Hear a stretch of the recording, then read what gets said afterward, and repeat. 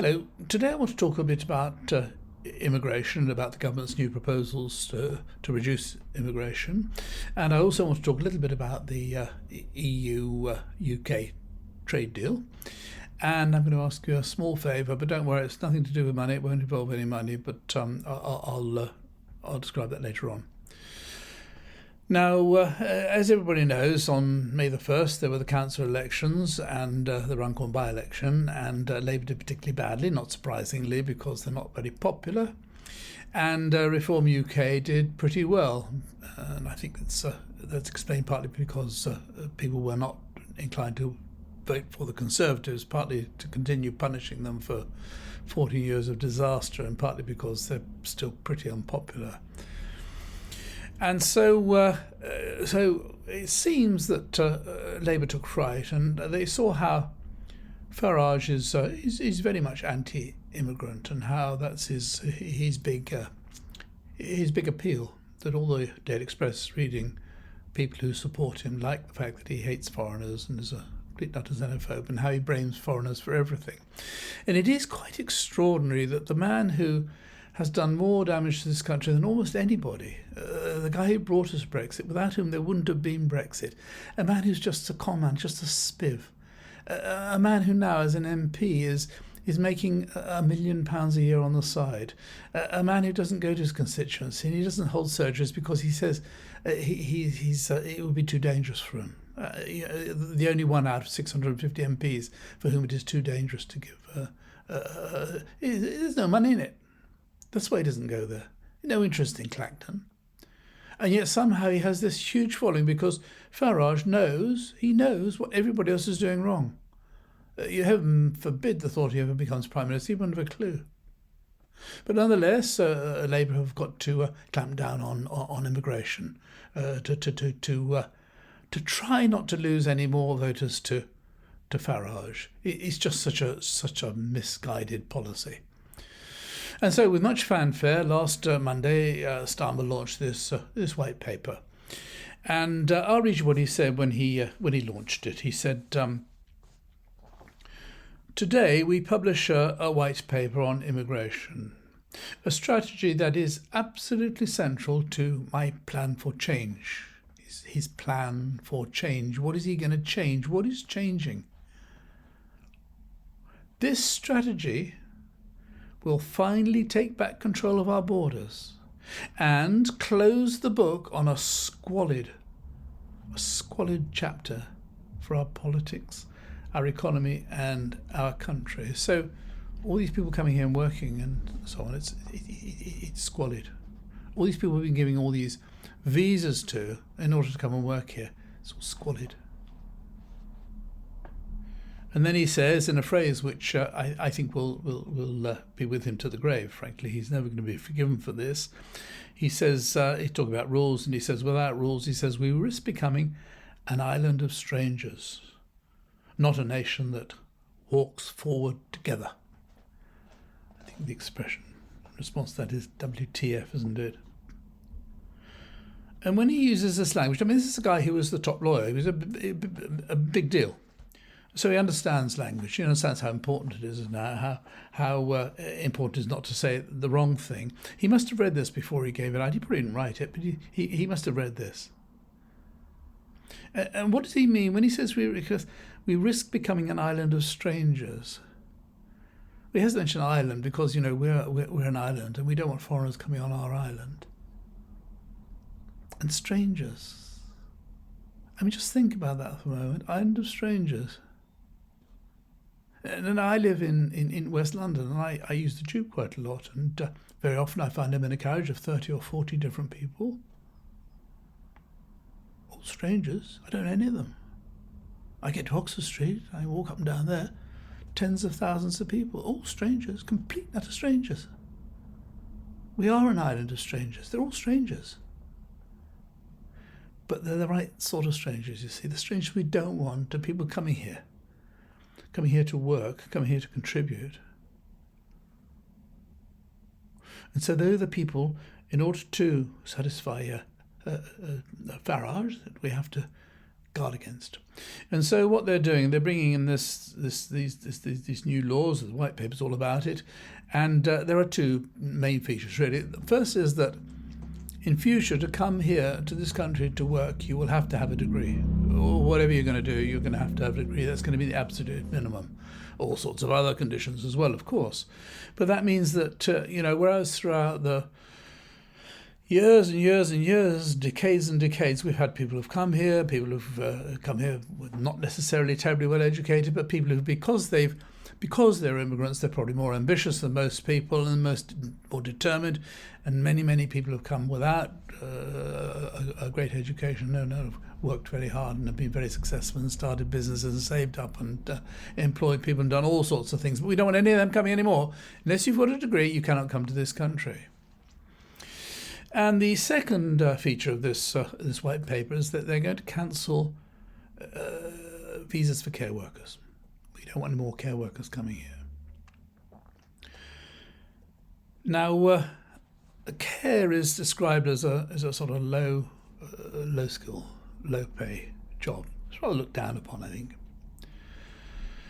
In fact, care is a really, really important job. It's an extremely important job. It's a job that requires a lot of care and compassion, and it requires a certain amount of knowledge how to look after people. You're looking after either you look after disabled people, or you're looking after people who are old and can't cope for themselves. It's a really vital service, the care service. And right now there are 130,000 vacancies for care workers in this country. And of the care workers in this country, in the whole country, 25% of them are foreigners. In London, that is 60%. 60% of the care workers in London are foreigners. And they will gradually go home and they're not going to be replaced. So where actually are we going to get the care workers from? Not only that, we're an ageing population. We all know that, although to try and explain that to a Daily Express reader is like trying to explain nuclear physics to them. We are an ageing population. Fewer people are coming onto the workforce. More and more people are living longer and longer and going to need care. We're going to need more care workers, more and more and more. But we're not foreigners. We're not foreigners, no. We want all the young people who come out of schools and universities to do the caring. These are jobs that we don't want to do. That's why there's so many foreigners doing all these sorts of jobs. Youngsters coming out of school or university, they don't want to go and work in a care home and wipe old ladies' bottoms and deal with incontinent men and people who have dementia and so on. Some do, of course, some do, but you have to be empathetic. You have to want to do it. You have to get some satisfaction out of caring, and I don't think those are the sort of qualities that are widely available throughout our young people. And so we're going to have a huge crisis, and not only that, with the situation in the health service, with taking such a long time to get any treatment these days, and with the amount of stress that so many people are under, there's going to be a requirement for more and more carers, one would have thought. And so the government will probably end up hiring the sort of people they hired to do test and trace, £1,000 a day, or whatever it is that they were being paid. It's a crazy idea, crazy plan to actually stop giving visas to people who want to come here and care, all in order to keep Nigel Farage happy.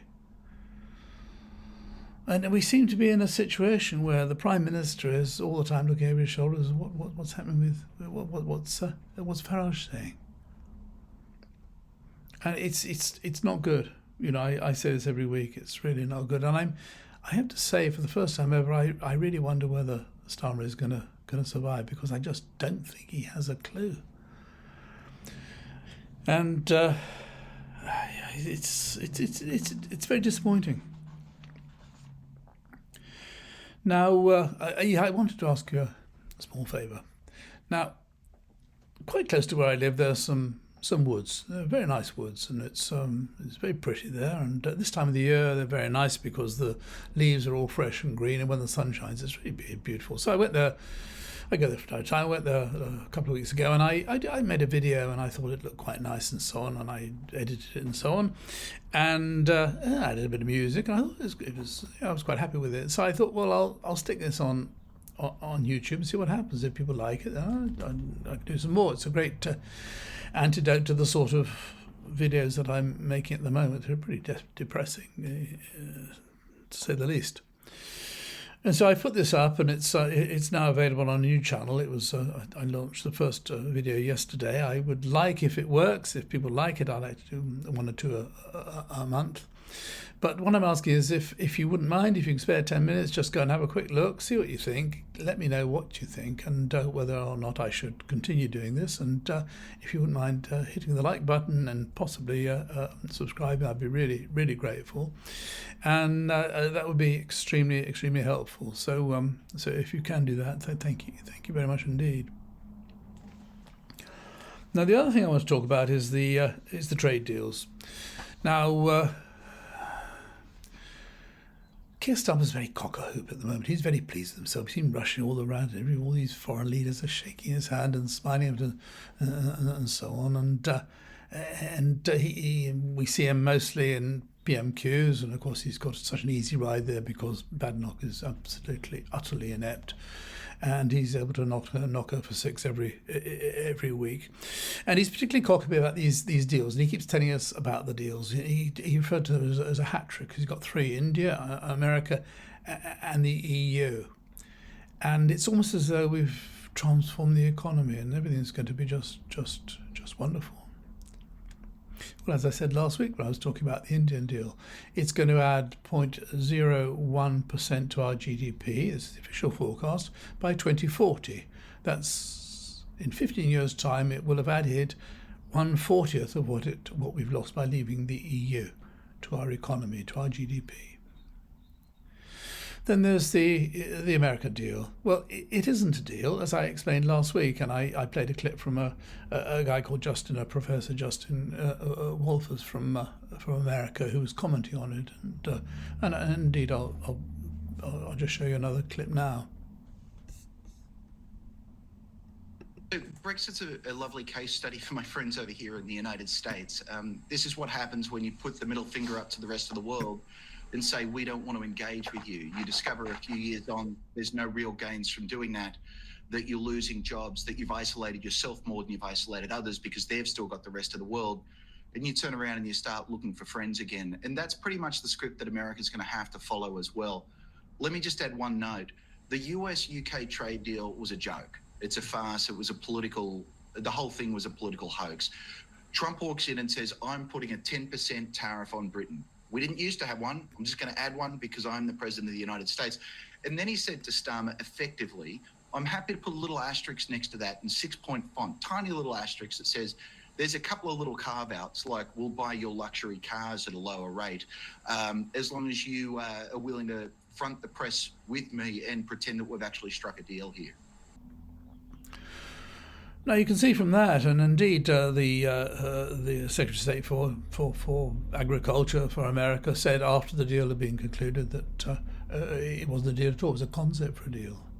And as you can see from what Wolfers said, it was really just a way for Trump to show that he was getting something, but it's practically worthless, and nobody knows whether or not these the new 10% has been implemented yet, and it could change tomorrow if Trump gets up in the morning and decides he doesn't want that deal anymore. But that'll be the end of that. So it's no big deal. It's no big deal. It's not going to change our economy again. It's forecast to add 0.01 to our GDP over the long term. And then it's the EU deal, which we've heard so much about, and which the government were jumping up and down about all last week. And when you look at this, a lot of it's not being concluded. A lot of it doesn't really mean very much. There's the fishing, and it's questionable as to whether or not that's good or bad for us. There's the access to the defence industry jobs, which is good. The defence industry, which is being coordinated from Europe, that we might get some business out of that. But beyond that, there's very, very little, except for what has been what they've talked about all along about the possibility of this deal, and that is that the paperwork for phytosanitary issues has been reduced. They've agreed to reduce it a bit, so there won't be quite as much paperwork as there has been previously. So it'll be slightly easier to export food to the EU and to import from the EU. Although, to be honest, if you go to the supermarket, they're full of French cheese anyway, so there's never been much of a problem about importing food because we haven't really been controlling anything. But as far as stuff going into the EU, it'll be easier for us to sell cheddar cheese to the French if we want to.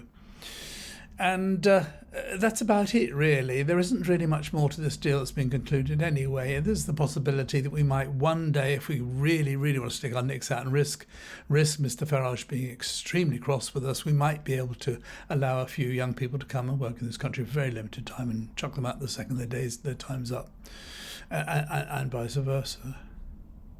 And we saw last week, in response to this sort of semi-deal, the reaction of people like Hannon and Lord Gormless, Frost, and all the old Mark Francois and Rees-Mogg, all the pro-Brexit nutcases. You saw how they were going absolutely crazy in the Daily Express about how we're back in Europe now. We have to do everything Europe tells us. If we wanted to sell to Europe before or after, we've always had to do whatever are the rules in Europe. We used to make those rules. We used to be part of making those rules. Now we're outside. We have to do whatever they tell us if we want to sell to Europe. But that's what taking back control means, isn't it? But I want to just finish by just describing really what Brexit means when it comes to movement of goods. It's something I've mentioned before, but it's I think it makes it fairly clear. Supposing you're a customer in France, for example, and you want to buy some widgets, and you can get them in Germany, you can get them in Italy, you can get them in Spain, whatever. You can also get them in the UK. Now you decide that you're going to get them maybe from Germany. So you get on the internet, order them, and next day they're in your office. They're there. Within 24 hours you've got them. No problem. If you decide you're going to buy from a British supplier, order the goods, and then the British supplier has to start filling out forms. Export documentation it's called, and on these forms you have to have how many widgets, the customs category, the tariff code, and you've got to put down if part of the goods were made in another country, maybe you sourced them from China, in which case you'll need a certificate of origin, which you have to get from the Chamber of Commerce. It's quite expensive too. And then you have to put down the net weight of each product and the gross weight of each product and the net value of each product and the gross weight of each product. You fill all this form filling in, and then you get your carrier, your DHL or FedEx or whoever it is. You get them, they come and collect the goods, and they don't take them to the customer. No, they take them to their depot somewhere in France, and then they contact the customer. And they say to the customer, "Look, we've got these goods from the UK. We've got these widgets for you. Would you like us to do the customs clearance?" And the customer says, "Yeah." And they say, "Well, you're going to have to pay some duty because some of these goods are not sourced in the EU. They're from China. You're going to have to pay the VAT, but you'll be able to claim that back in 3 months' time. And we'll charge a fee of €40 for filling in the paperwork. If the customs aren't too busy, we should get that through in a day or so. And unfortunately, I'm afraid, because we've got to run a warehouse here now, we've got to do all this paperwork, our transport prices are twice what they were in the past." Well, what customer is going to say I want to go and buy it from the UK? I don't mind all that inconvenience. People are running businesses. The last thing was inconvenience. And this is what Brexit has brought us. This massive, massive barrier to trade. Nobody in the EU wants to buy. If you're a big company, if you're Marks and Spencer, it doesn't matter. If you're Procter & Gamble or whatever, you're a huge company, you've got offices in Europe and it's all easy. But for any small or medium-sized business, it's impossible. It's just impossible. And as I've said many times before, every large business in the world started as a small business.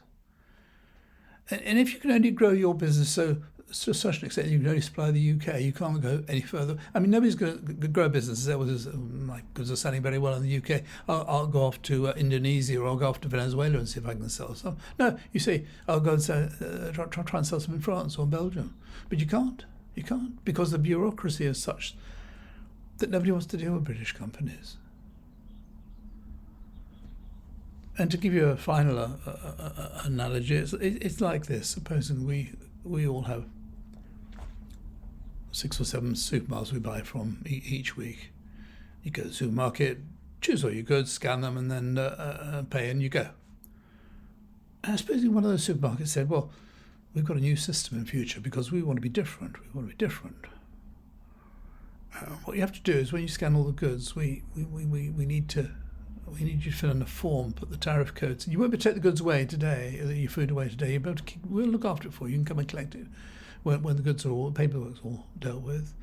And on some of the goods you might have to pay some duty. Or if you get it wrong, then it'll have to be redone and so on. I mean, how long would that supermarket last for? It wouldn't last a day. And this is it. It's just this massive barrier to trade, and the dimwits we've got running the country just do not understand this. When I look at Starmer and I look at Thomas Simmons and I look at Reynolds, and I just feel absolutely gormless. None of them has ever had a day's experience of business in their lives, and they're going for growth. It's his plan, and you just want to tear your hair out. But is absolutely adamant we will never, ever, ever, certainly not in his lifetime, ever even consider going back into joining the customs union or the single market or agreeing to freedom of movement. Absolutely not. Can you imagine it? We've ended up now in 2025 with 3 major political blocs, not parties exactly, but blocs. We've got the Tories, we've got Reform, and we've got Labour, and they're all extremely anti-foreigners, don't want any immigrants at all, and they're all extremely pro the hardest possible Brexit. And at the same time, Starmer's jumping around and saying what a wonderful thing it is, and how well we're received in Europe, and how he's making friends with them all again. I think they're humouring him, you know. I think this guy's he's just driving us crazy. It's just going to be nice to him. Let him agree a few things in this deal, and just hope he'll shut up. It's really, the whole thing is so banal, it's so stupid, it's so utterly crazy. Anyway, that's what I think about it. If you've watched this far, thank you very much indeed. If you wouldn't mind having a look at my my new video and just let me know what you think. If you don't like it, if people don't like it, and if only 20 people watch it, then I'll not bother anymore. But if you do like it, then I might do a few more. It's here. But once again, thank you very much indeed. Until next time. Bye for now.